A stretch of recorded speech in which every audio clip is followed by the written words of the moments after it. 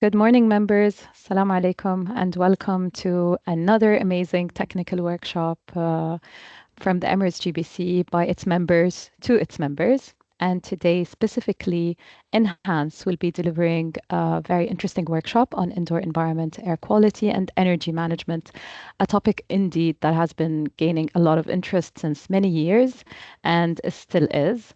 Today, the technical workshop will be presented by Katrin. And I'm sorry, Katrin, I'm not going to attempt maybe to say your family name. Maybe you can say it, No, because that's I'm fine. And afraid I'm going to say it wrong. it's Charkuba. It's a German name, so don't worry about Great. it. Katrin is perfectly fine. Yes, and Krishna as well, the CTO of Enhanced. With that being said, I'll give the floor to you to tell us more about this topic, and please feel free to put any questions you have in the chat box, Q&A, and I'm sure there is plenty of time, hopefully, for discussion afterwards. Wishing you a very fruitful technical workshop. Great. Thank you, Lana, for the floor and the introduction. Assalamu alaikum. Hello, everyone. My name is Katrin, and I have with me today Mr. Krishna Prasad, or short KP, who is our CTO at company Enhance. And together we will talk today about air quality, indoor air quality actually, and also some energy topics. And I'll give the members, Lana, a few more minutes to join. We said we were going to wait for like 3 more minutes because people seem still to be joining. And then we dive right into, I would say. Okay. Sure. So, I see 18 people. yeah, and still increasing. Maybe meanwhile, just insights on, what's happening with air quality nowadays. What do you think? Okay, I'll just start with the introduction because it just gives an overview, and then later on the slides you will see anyway all of the details. So I'll start again for the people who just joined. Good morning, everyone. My name is Katrin, and I'm the Director of Business Development and Sales at Enhance. And first of all, I would like to thank Lana and the Emirates Green Building Council and also ASCA for hosting this workshop and creating this engaging platform for all of us to exchange valuable insights and learn a lot in all your technical webinars. And today, all of us, myself and KP, in this group, we will be discussing a very important topic that actually directly impacts our health, employee health and well-being, and our overall productivity, and that is air quality. And that being said, it also influences energy and how much energy is being used and how we can save it. And very generally said, poor indoor air quality has long been linked already to a range of health issues, and that is including respiratory problems, fatigue, and also a reduced cognitive performance. And as businesses strive to enhance employee satisfaction and performance, always ensuring a healthy indoor environment is, of course, crucial. But also beyond health, yes? Change the slide. Oh, yeah, I will in a second. Still a few words of introduction for the group. I see 20 people now online, but thank you for telling me. So beyond health and well-being, improving air quality is also a key driver of energy efficiency and cost savings. And that happens via smart air quality monitoring, which allows businesses to optimize ventilation, to reduce unnecessary energy consumption, and that way lower operational cost, all while creating healthier and more sustainable workspaces. So through this workshop, we aim to understand the importance of air quality in the workplace and discuss the technologies and solutions that can address these challenges. And our goal is to share insights with you and explore practical solutions to improve air quality, benefiting both employees and the organizations alike. KP will help me in answering any technical questions or any other questions. We please ask you to ask your questions at the end of the actual content part of the webinar. You can shoot your questions in the chat so that both you and we do not forget about it, and Kippy will note it down and we will address it as soon as we're done with the content. And yeah, now let's start. Now I'm trying to switch to the slide. You can all see the new slide? Great, thanks for telling us. So welcome to today's workshop on the critical role of indoor air quality in workplace, health, and energy efficiency. Maintaining a good indoor air quality isn't just about comfort. It directly affects employee productivity, well-being, and even a building's energy consumption. So in this session, we will explore why indoor air quality matters, how to monitor and manage it effectively, and how improved air quality can align with energy efficiency goals. And what you see on this slide, air quality does play a significant role in workplace health and performance. Poor indoor air quality can contribute to health concerns like, as I said before, respiratory problems, fatigue, and reduced concentration. So employees working in environments with high level of pollutants, low oxygen, or excessed CO2 levels often experience decreased cognitive function and productivity. You know, we all know these situations where you sit in a poorly ventilated meeting room with like 10 people around you, doors are closed, and then if someone is getting up to use the bathroom or get a coffee, the door is only opened for a few seconds to make sure not to disturb the meeting. And after about 1 hour, everybody starts yawning. Some people even fall asleep. Trust me, I have seen that.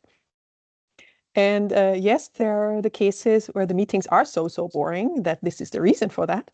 But in most cases, it is actually due to a lack of oxygen in the room, plus that comes with it a high concentration of CO2. And this is just one example for a very short-term effect on us when we suffer a bad air condition. I'm sure you have all experienced that. And that is also a very, as I said, short-term reaction. But imagine if you are exposed to these kind of circumstances for a longer period of time. So from a business perspective, these issues can lead to higher absenteeism. Not only can, it's scientifically proven that it does, but it's just very hard to measure it. It can increased healthcare expenses that way, and lower overall operational efficiency. And no business wants that, right? And also ourselves, we don't want that. And in some cases, organizations may also face regulatory challenges if indoor air quality standards are not met. So addressing air quality proactively leads to healthier employees and a more efficient air quality in a work environment, sorry.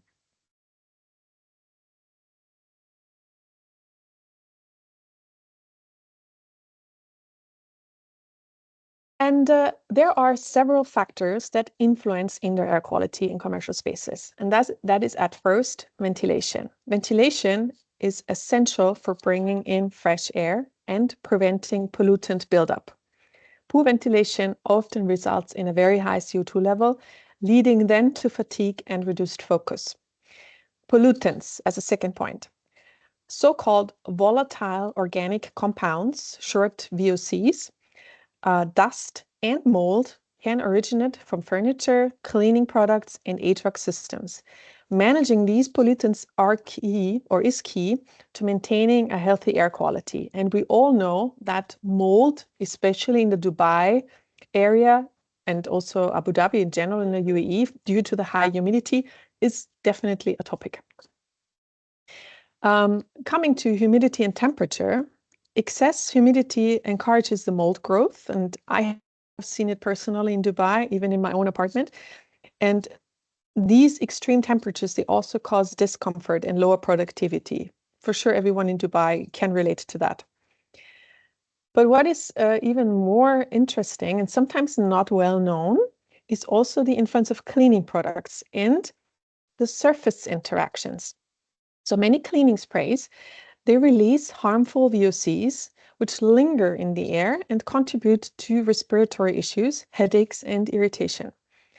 And here, the type of surface impacts how these chemicals interact with the environment. And you see a chart on the right, where you can see that porous materials like wood or fabric are absorbing more chemicals leading to a prolonged exposure, while non-porous surfaces, like glass and metal, for example, they may allow for quick evaporation, but they're still releasing those poisonous fumes to the air.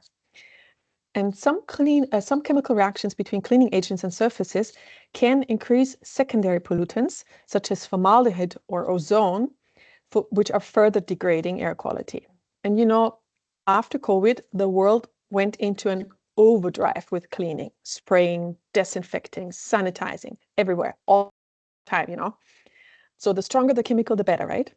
So after all, we had to kill every last germ, bacteria, and virus. But here is a problem. All those harsh chemicals that we are using, they're not just killing the germs, they also harm us. They linger in the air we breathe, they settle on the surfaces we touch, as you've seen in the chart before. And over time, they cause headaches, allergies, and irritation, or worse.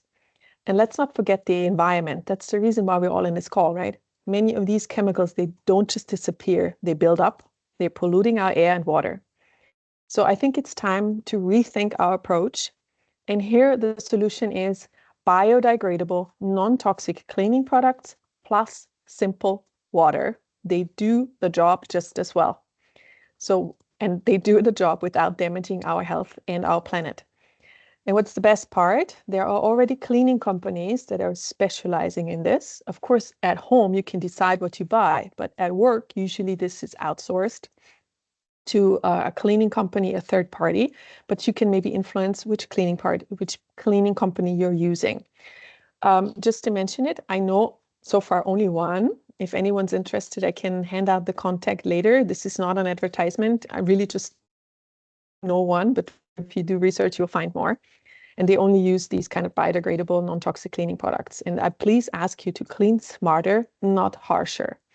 And at home, I've already changed all my cleaning material because I have seen one time with a sensor, and we'll get to that, when you spray these kind of cleaning materials on a certain surface, how the sensor peaks up in a second, right? Which means you're breathing in a cloud of poisonous air in that very moment. And that is really serious. Coming to the next slide.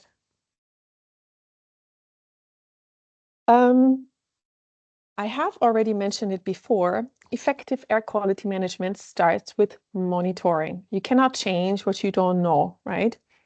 So modern indoor air quality sensors, they track levels of CO2, VOCs, temperature, and humidity, and all of that in real time, providing you valuable data for building managers and you yourself. So integrating indoor air quality data with the building management system enables automatic adjustments to ventilation and air circulation. Additionally, so-called air purification systems, such as HEPA filters or UVC disinfection and activated carbon filters, they can help remove these contaminants from indoor environments. In our example of this hour-long meeting that I've spoken before, it would be as simple as getting up, making a break every hour, and let fresh air into the room for at least 2 minutes, that the air in the room can actually change. It takes 2 minutes. And if you have windows and it's not in the actual Dubai summer, just open the windows if you can and let in fresh air. You can see on the chart on the right that even in Dubai, the air is kind of okay. It's not the best. You see the line is a little bit below the 20. It's a dotted line that gives you the average value that is considered to be good air quality, and Dubai is higher than that. But there are times of the year, and you can judge by yourself, when it's clear outside and it's winter in Dubai, you can trust the air quality and you can open the window from time to time. But in Dubai, it would be better to have a good ventilation system comparing to other cities or countries actually in the world. What else you can do? In general, plants are always a great idea. But to really have a significant impact with plants, according to a NASA clear air study and other research findings, you would need to create a little jungle in your office space to really have impact. Just to give you a few numbers here. There are studies saying that at least one plant per 9 square meters, which is roughly one medium-sized plant per small office room, will help you reduce toxins. Some other studies suggest that for measurable air purification, you need at least 10 plants per 10 square meter, which is basically 1 plant per square meter. Not sure if that's doable. And for noticeable CO2 reduction and improved humidity, you may need 2 to 3 large plants per square meter in dense populated spaces. Now, what does that mean for real-world application? A typical office space would need 15 to 20 medium-sized plants per 100 square meters for some air quality benefits. A high-impact green wall or dense plant clusters, like vertical gardens, maybe you have seen it in the Emirates Green Building Council in your beautiful new shared office space. You have this vertical garden, which first of all looks beautiful, but also does clean the air. And that can be more effective than scattered potted plants. So what is the best approach here? Instead of just adding plants, which will fill your space very quickly and make it a jungle, you should also improve ventilation. Use, when possible, air purifying plants. There are ones that are better at purifying air than others, like snake plants or peace lilies or pothons. And that together would have the greatest impact.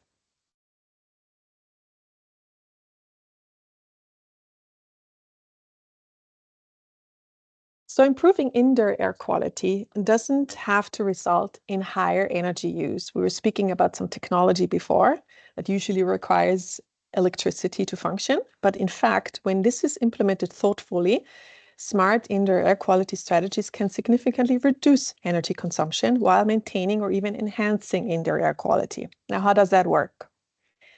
That can work via HVAC optimization. When you efficiently manage HVAC systems, ensuring that fresh air is circulated effectively without excessive heating or cooling, this reduces unnecessary energy consumption while maintaining healthy indoor air quality.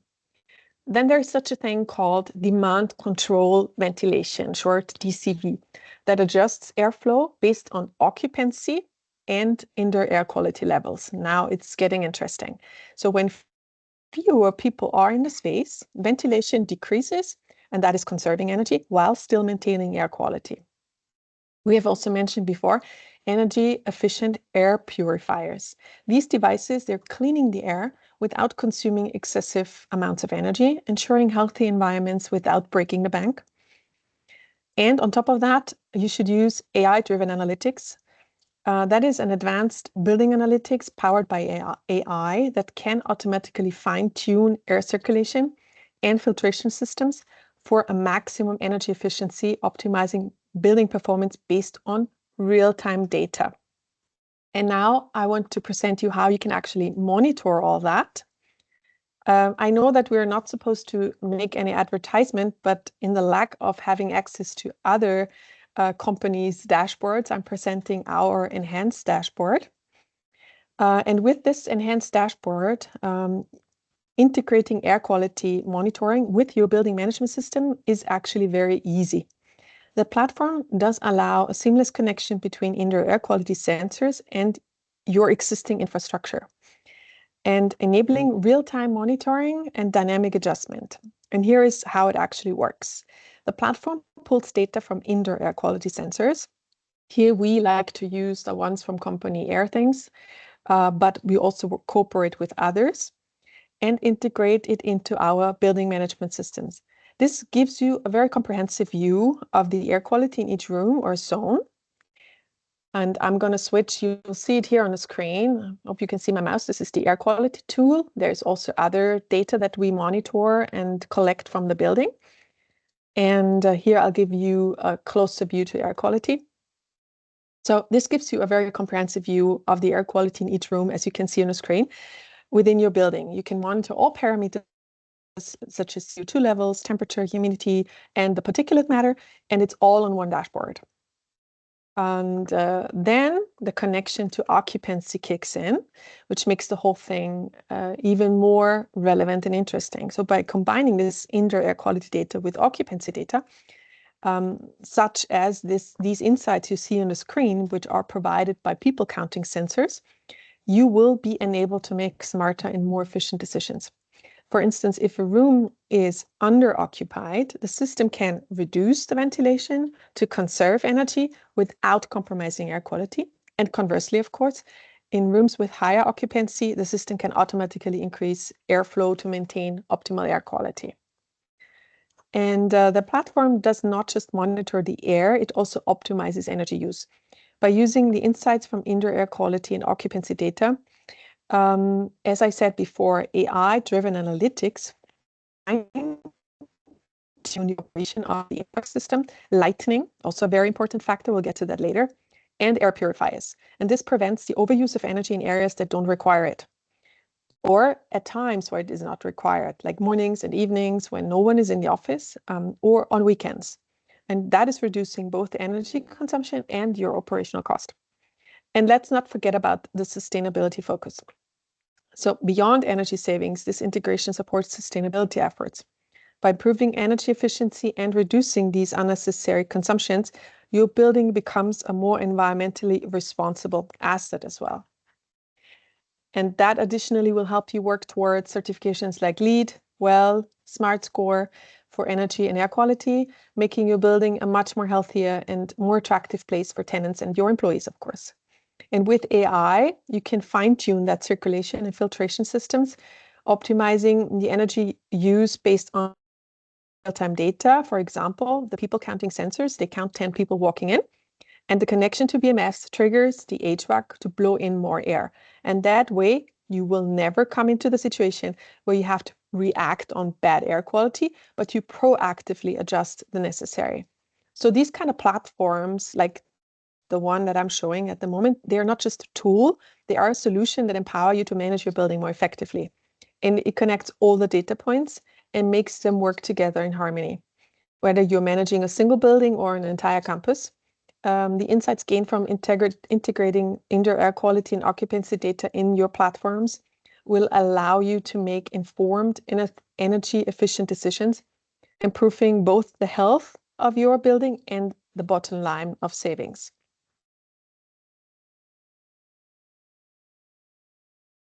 And here I have some real world examples showcasing significant energy savings and efficiency improvements through these kind of innovative solutions and sensors. And I'm allowed to borrow one case study here from our partner company, Airthings. They have installed 1,500 Airthings air quality monitors in a Hamar municipality in Norway. And that was resulting in a reduction of 2 million kilowatt hours in energy consumption between 2021 and 2022, which is a very short time frame for an ROI. And the ROI was, or let's say the savings, I only have the savings, of this initiative was 6 million NOK, which equals to about 2 million AED, with a payback period, as I said before, less than a year. And I'm allowed to cite Mr. Magna Hommerstrand here, the Director of Energy and Technical Installations of Hamar Municipality. He said, without earthing sensors, control of the building is essentially done in the blind. The earthing solution has become essential in improving indoor environments and energy consumptions. This sounds very nice, but this is the reality. Without knowing what is going on in your space, you have no chance to react on it smartly and significantly. I am also allowed to mention another example that is actually initiated by Nhance. It is a commercial real estate building in India where unfortunately I'm not allowed to mention the customer, but they have, after installing and monitoring our solution in combination with sensors, managed to reduce their energy by 20%, simply monitoring the usage and switching off the non-essential loads in the first 60 days. Non-essential loads means areas or times during the day where energy is not needed. So mornings, evenings, weekends, etc. And there's also one very interesting case study in the UAE. It's company Adnec. For sure, many of you know Adnec. It's an Abu Dhabi company. And they have also installed, I think, like 20,000 sensors overall, not just air quality, but several sensors. And they have managed energy savings of 40% in energy usage for their HVAC systems, but simply understanding their space utilization with people counting sensors, et cetera, et cetera. And there is another interesting implementation in a corporate headquarter in Dubai, actually. By CO2 sensor-driven ventilation, they have reduced the sick days by 30%. To be honest, this number seems very high. So I don't know more about it. I unfortunately couldn't find more data about it, but it either means that their air quality was very poor before. And I also don't know how they measured it. But besides this example, there is a lot of scientific research and studies out there that can prove the influence on sick days as well. Yeah.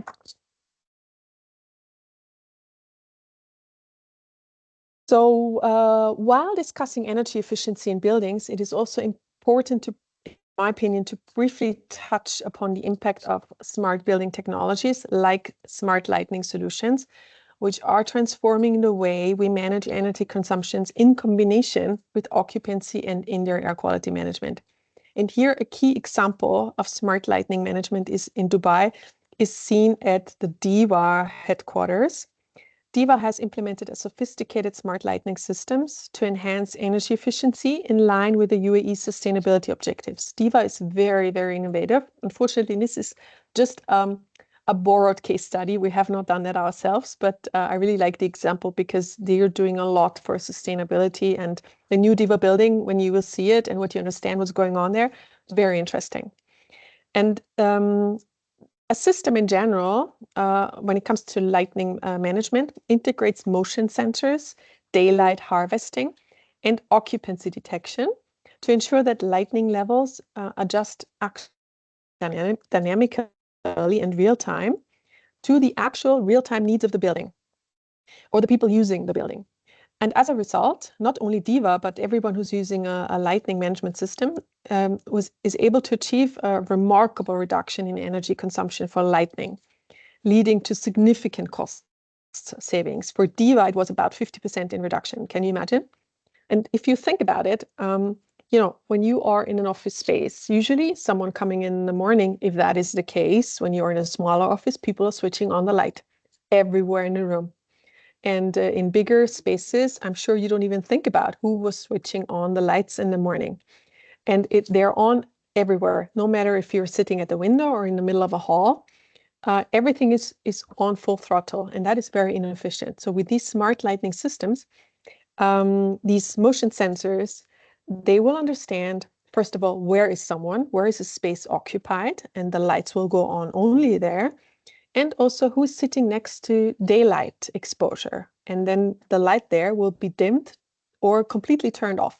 Whereas someone who's sitting in the middle of the hall where there is less daylight, the light will be on more. And that it's actually very smart and simple. That saves you a lot of energy. So with more buildings in Dubai following this example, smart lighting management is becoming a cornerstone, and you will understand now why, of energy saving initiatives in the region.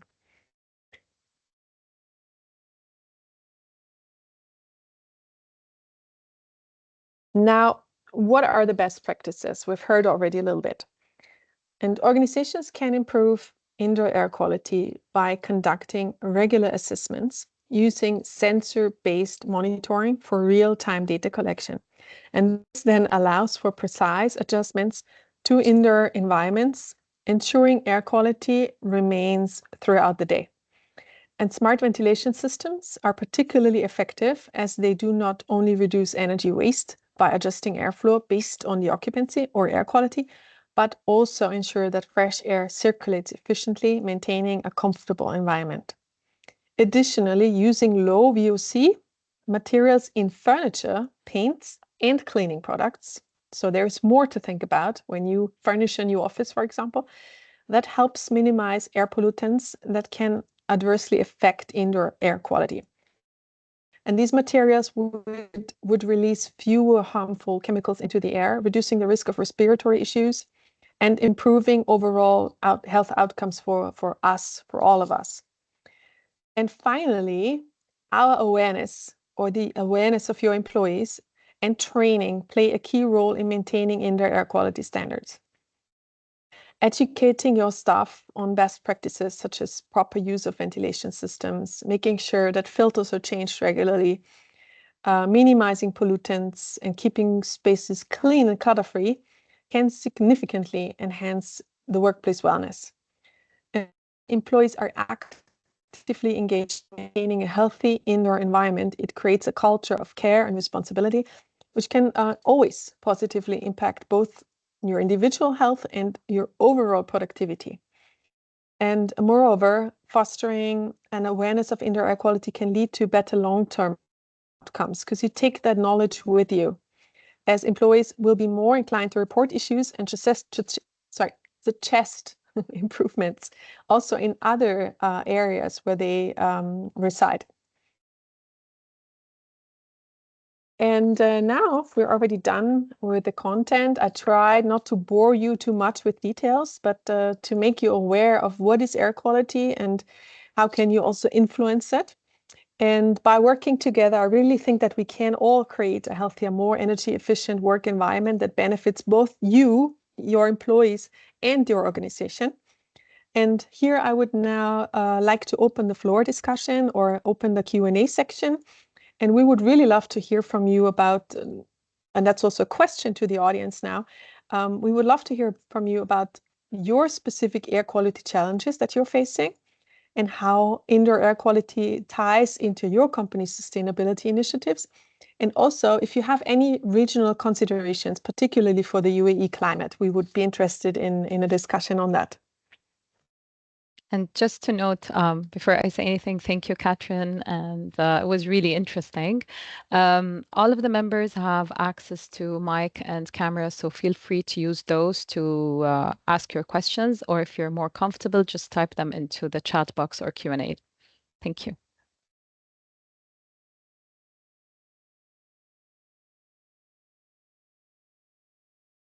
Hippie, you're on mute. We cannot hear you. You probably have collected some questions. There are a couple of questions that are in the chat, and I put an answer to them. If you can just do a rerun on them, so everybody can get it. Or you want me to do it, I can do that too. Please make it for the audience. Okay, I think there's the first question from Debisha Sharma, which says, won't having too many plants increase humidity? I think it's a very important question given the importance of the region. And like you said, Dubai is a high humidity region. Yes, too many plants will increase humidity. The opportunity there is to actually think about using plants that release very little moisture. Think about cacti, think about snake plants. And try and avoid tropical plants. That's the broad guideline around it. Also, there is a study by NASA some years back. There was a study which was done, which actually validates different plants and says, what is the effectiveness of each of those plants. I can look up, because I don't have it handy. Post this call, I can look up and probably send it to Lana, and she can share it with a larger group at some point in time. Thank you. And I just want to add to that, if you're interested in the type of plants, you can simply do research online. ChatGPT is a very powerful tool in getting some insight here. And you can just write in your personal requirements, like I'm searching for a plant that increases air quality but does not increase humidity. And ChatGPT will help you shoot out the right type, because I'm not a botanist, but it's really good tool to give you answers that are very individual for your office, for your space. Yeah. So there's a next question by Abigail. It says the insight about the where it went off. The insight about the less oxygen in meeting rooms are really an eye-opener. How do you address this? Yes, it is something that that has been in our meeting rooms, boardrooms for long enough, and unfortunately, it is something that needs to be addressed. And as Catherine said, simple things that give away some of these problems are a colleague yawning, not necessarily not be because the person didn't sleep for long enough or didn't rest enough. It's just that there is very limited oxygen in the room, and the body is adapting to that, and there is high CO2 levels. So easiest thing to do there is to actually open a window, open the door, get some fresh air to circulate in, or if you have an opportunity to turn on the HVAC that can bring in fresh air, that is the best thing. But what is more important is actually to measure. What we have seen over a period of time is that, we were doing a study recently which said, this is focused on India, and I must say we've not done this in the UAE or other regions, but we were actually trying to understand why people actually always congregate and take up large meeting rooms. And one of the reasons that is subconsciously running in our heads and minds is that large meeting rooms take a little more time for that, CO2 concentration to go up, so you are able to work better for a longer period of time. And we've not gotten to a point where we are absolutely bang on it, but the fact is that all of us throw CO2 as we breathe out, and it there is a mathematical formula again to say how many people, how big the room, and what time is your CO2 going up. So till we are all able to calculate real time, I think sensors do a great job. We have a bunch of sensors that Catherine spoke about. We track oxygen, different metrics in meeting rooms, and CO2 is one of them. And we can talk about in greater detail. But yes, it's a big problem. The moment you see, you identify, you think there is a challenge, the best thing is to open the door or try and get fresh air in. And here the key is 2 minutes. So when the room was closed, you need about 2 minutes to have the whole air in the room exchanged once. And usually the air door, the quality of the air outdoor, even if it's a closed space outdoor, is better than this one room that has been, where all the oxygen already has been used. So that really helps, and I'm sure no one will be mad at you when you get up and say, I'm letting in just a little bit of fresh air, just give me 2 minutes. So that is an easy way to do it. And I also see the question as a tenant that you don't have control over the HVAC, and that is quite a common situation in the UAE.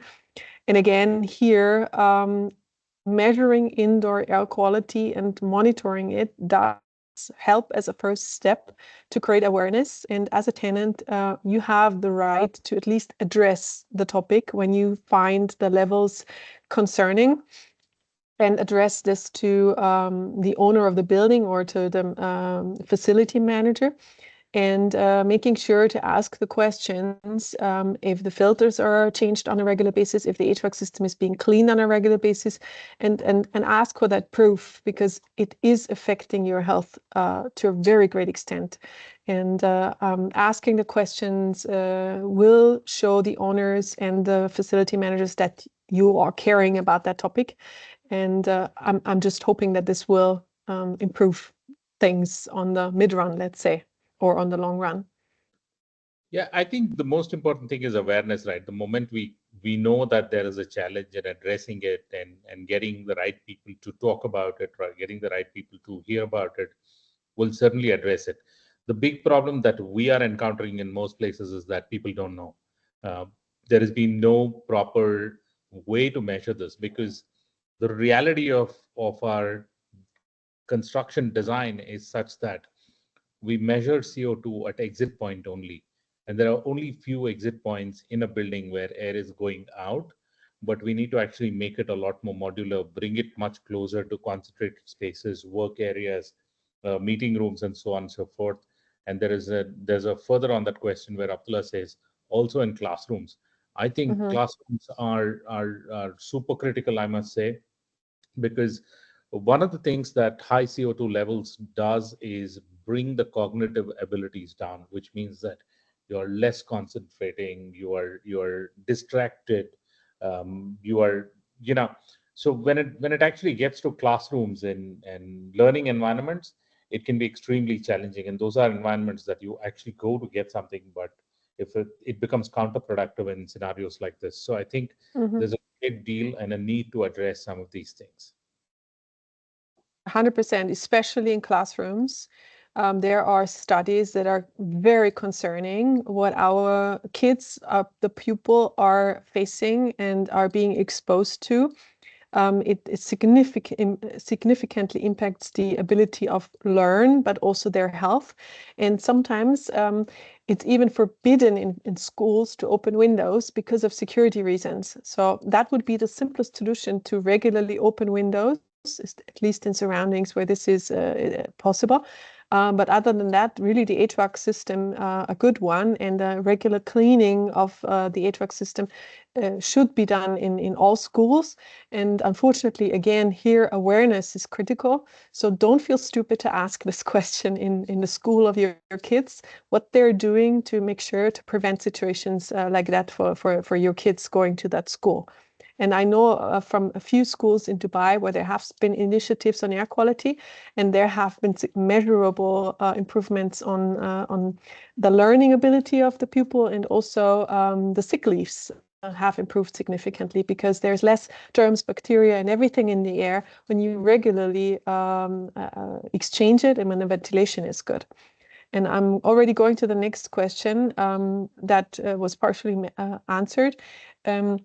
That sometimes dust from air condition ducts are affecting air quality.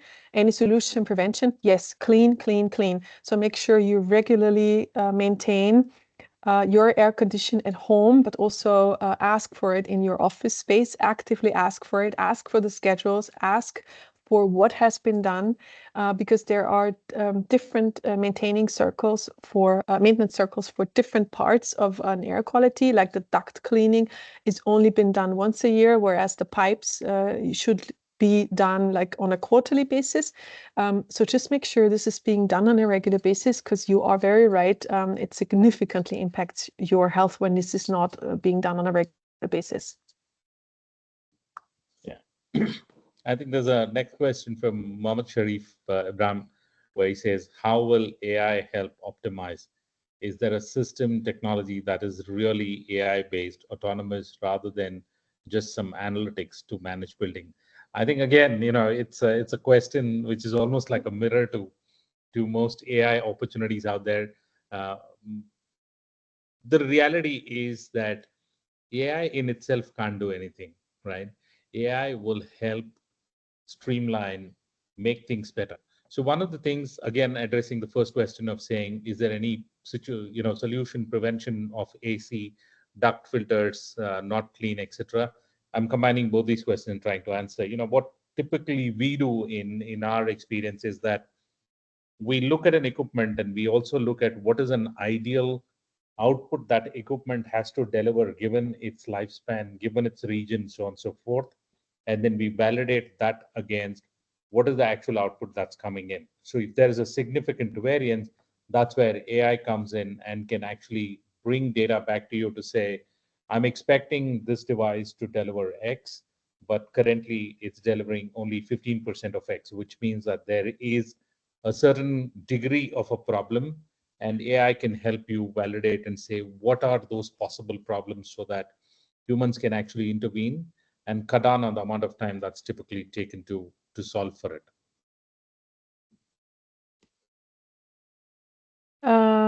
I read the question if there are any federal, local guidelines, policies on building maintenance for air quality improvement.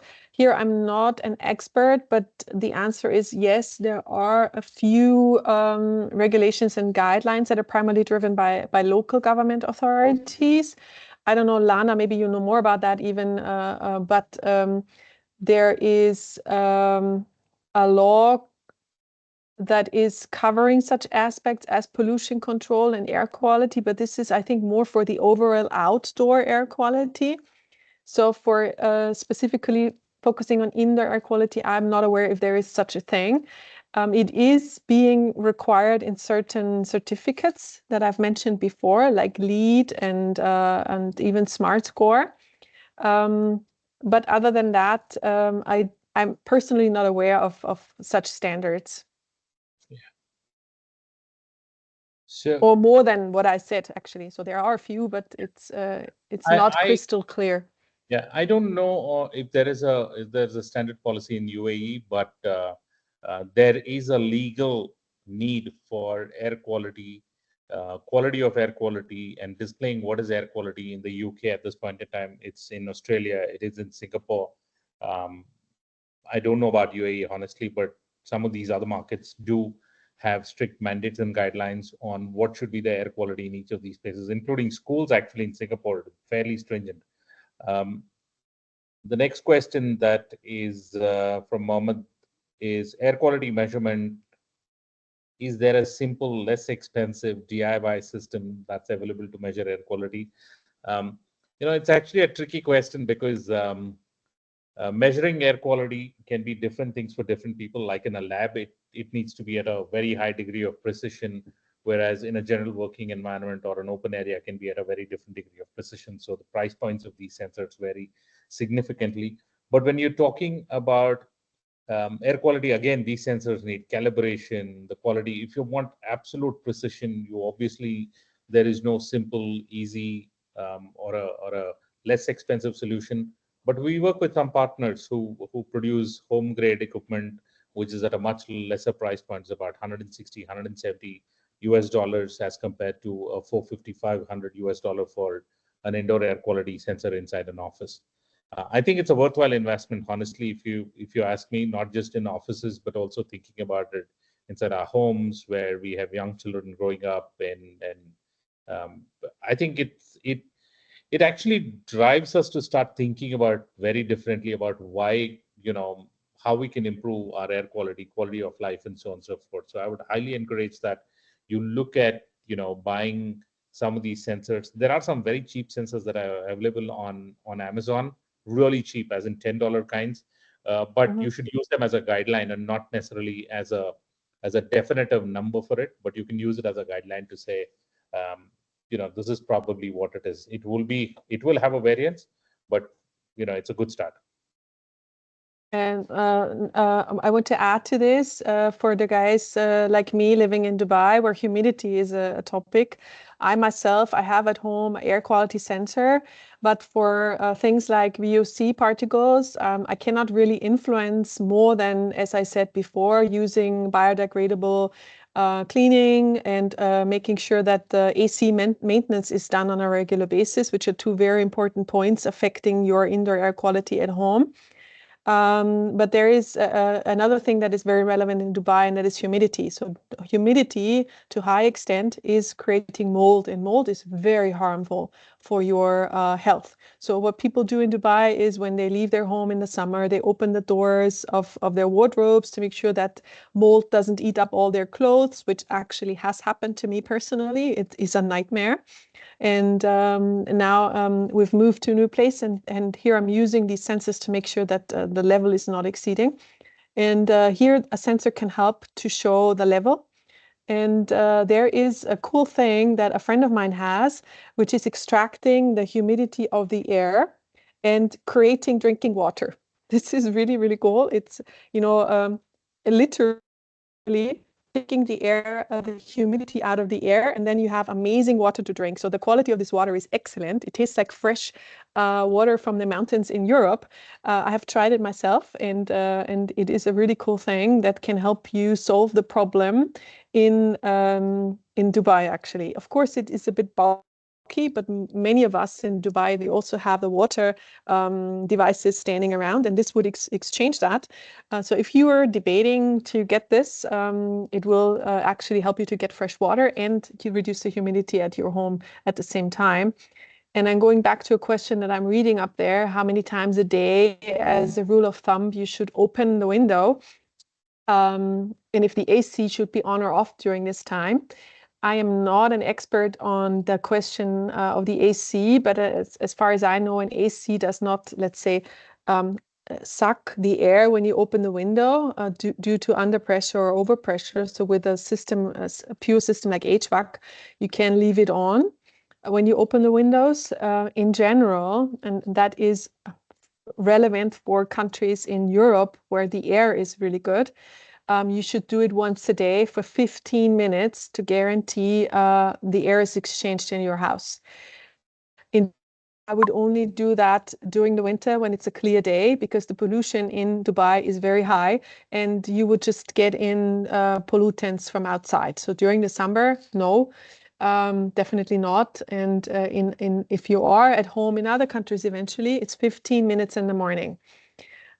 And for the meeting rooms, I've said before, 2 minutes to exchange the air with the outside air. Yeah. The next question again from Debisha Sharma again. How many air quality sensors do you need at home to give you a credible reading? Depends on the size of the home, honestly. But what I do is that it's actually a portable sensor that you can carry between different rooms and actually look at it, a couple of times a week. So it gives you a sense of direction. The other thing that we also must also understand is that some of these things can actually underplay on your mind, right? You need to get directional view on what you need to correct rather than being too stuck upon saying, oh my God, the air quality is not great. What do I do? And you don't want that to play on your mind. You want directional view of saying, if this is X, how can I correct it and get to a better place? So getting a portable one, using it in different rooms should just be fine from a home perspective.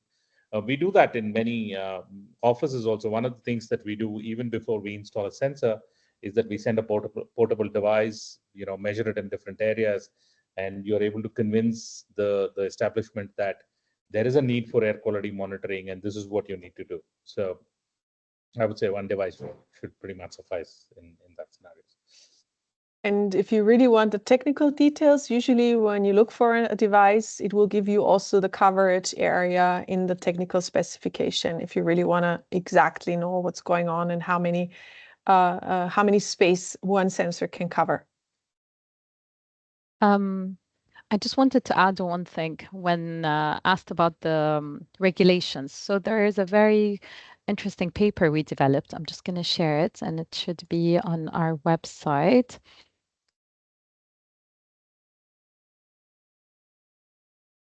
Just a second. Yeah, this is the one. So I hope that you can see my screen.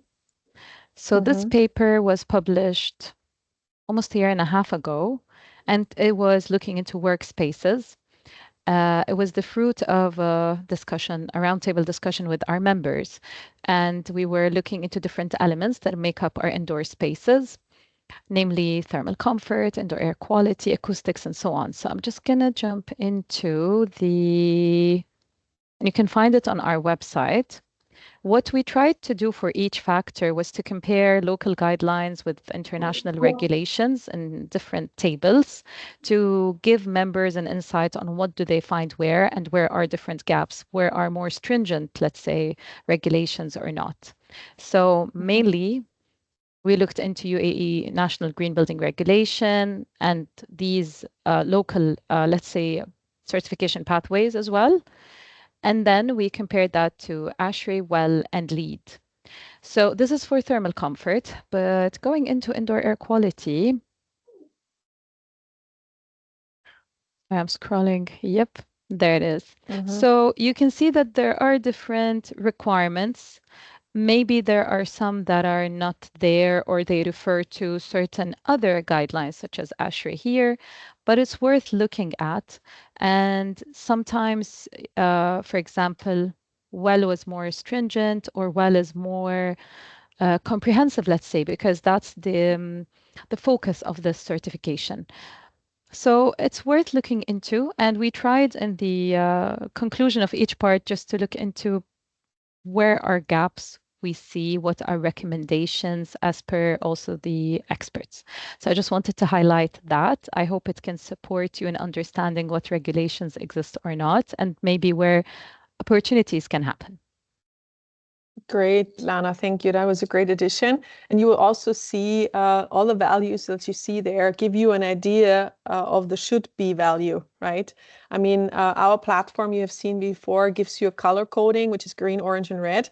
But many times the sensors, they just give you the value and then you probably don't know, is that now good or is it bad, right?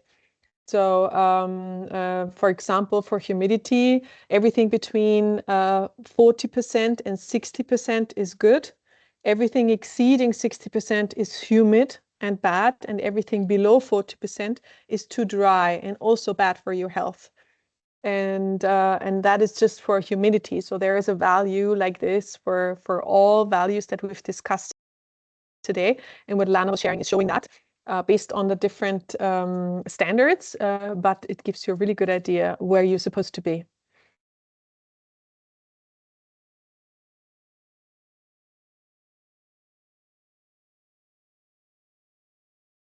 There's another question. If we do odor measurement, do you do odor measurement and propose a control system for industrial plants? I'm not the first part. Odor management can also be done via sensors. Although odor is sometimes a topic for like landfills where you get a lot of waste. So that is more outdoor, and yes, there are these sensors. For indoor, I've never come across odor sensors, and I'm not sure if this is relevant. Maybe, Mohammed, you can explain a little better what's the use case to give you a better answer on that.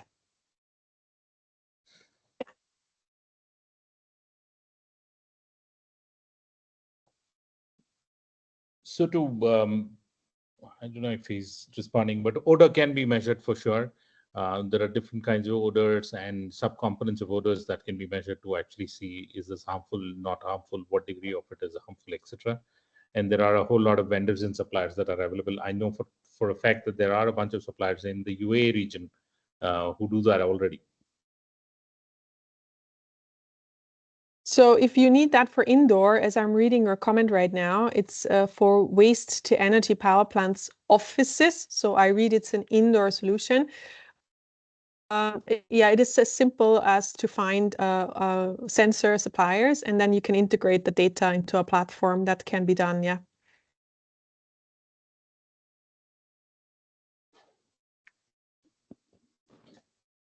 I think we have 3 minutes into the meeting. Does anyone have any more questions? Maybe case studies you can share very, very quickly? But it has been a very fruitful discussion, and that's exactly the purpose of these workshops, technical workshops, is to dive deep into technical aspects related to the built environment and then discuss together, because we really learn from each other and build on each other's experiences. So there you go. One more question. How often should you do indoor air quality monitoring in offices?